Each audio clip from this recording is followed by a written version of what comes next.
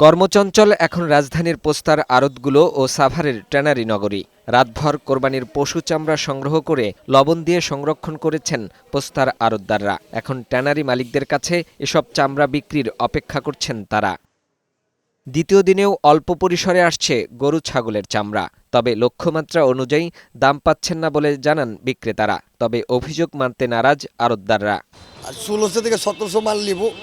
আলহামদুলিল্লাহ, আল্লাহর রহমতে আমরা সেই সাকসেস হয়েছি। চামড়ার ভিত্তিতে এরকম কোয়ালিটি আছে, কোয়ালিটির উপরে দাম, বুঝছেন। আর যারা বাইরেতে নিয়ে আসে মৌসুমি ব্যবসায়ীরা তো এটা বুঝে না। রাজধানীর পোস্তায় ঈদের দিনে 70,000-এর মতো চামড়া সংগ্রহ হয়েছে জানিয়েছেন কাঁচা চামড়া ব্যবসায়ীদের সংগঠন। চামড়ার ব্যবসা যে বুঝে তাকে নিয়ে আপনারা পারচেস করেন। আবার আপনাদের যে মাঝে মধ্যে ক্ষতিটা হয়, অ্যাক্সিডেন্ট আর ঘটবে না। ইন্টারন্যাশনাল মার্কেটে আমার জানা মতে ওয়াটার কন্ট্রাক্ট অনেকই কম।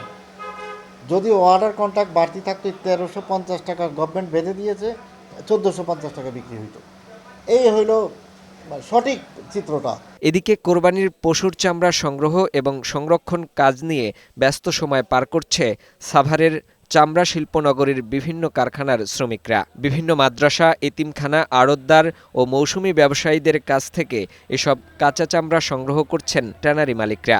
চামড়াগুলো সংরক্ষণের জন্য এখন চলছে লবণ মাখানোর কাজ। মাংস জিলাইয়া, তারপরে লেজা কাটা, মাথানি কাটা, এগুলা ক্লিয়ার করে আমরা লবণযুক্ত করছি। আবার ডামে ঢুকানো হবে, ডামে ঢুকানোর পরে আবার এটারে কেমিক্যাল দিয়া পরের দিন আবার নামানো। ট্যানারি কর্তৃপক্ষ জানান, ঢাকায় প্রায় 8 থেকে 10 লাখ চামড়া সংগ্রহ করা হচ্ছে। গত 24 ঘন্টায় প্রায় 3.5 লাখ পিস চামড়া পৌঁছেছে ট্যানারি কারখানাগুলোতে। ট্যানারি মালিকরা 3.5 লক্ষ পিস চামড়া ঈদের দিন আপনার সরাসরি সংগ্রহ করেছে ঢাকার চামড়া। আড়তদার মালিক সমিতি ওনারা প্রায় 1 লক্ষ পিস চামড়া সংগ্রহ করেছে। ঢাকাতে মূলত 8 থেকে 10 লক্ষ পিস চামড়া হয়, আর বাকি চামড়াগুলো কিন্তু বিভিন্ন জায়গাতে আপনার প্রিজার্ভেশন করে রাখা হয়েছে, বিভিন্ন মাদ্রাসা, এতিমখানাতে। এবছর লবণ ও অন্যান্য রাসায়নিক নিয়ে কোনো সংকট না থাকলেও কাঁচা চামড়া রপ্তানির সিদ্ধান্তে হতাশ এ শিল্পের সংশ্লিষ্টরা। ফরেন কারেন্সি আর্ন করা সম্ভব। এখানে আপনার অনেক ফরওয়ার্ড লিঙ্কেজ শিল্প হবে, জুতো তৈরি হবে, লেদার গুডস হবে, আমরা এটা এক্সপোর্ট করব। তো আমরা কিন্তু আসলে কমপ্লেন্টের জন্য এইগুলো ব্যবহার করতে পারছি না। সুতরাং আমরা মনে করি যে সরকারকে দেখা উচিত। চামড়া নিয়ে এখন পর্যন্ত কোনো বিশৃঙ্খলা নেই।